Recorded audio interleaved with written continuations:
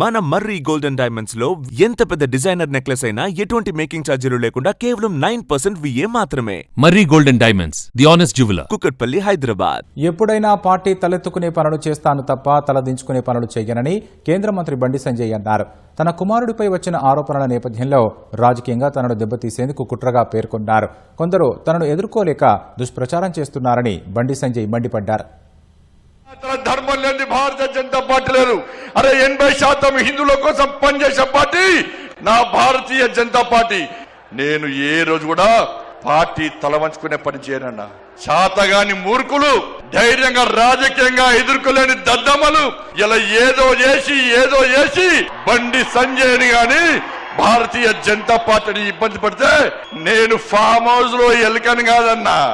నేను నా అయ్య పేరు చెప్పి రాజకీయాలు రాలేదన్నా, నా తాత పేరు చెప్పి రాజకీయాలు రాలేదన్నా, ఏదో జెండా పెట్టి ఎత్తే రాలేదన్నా.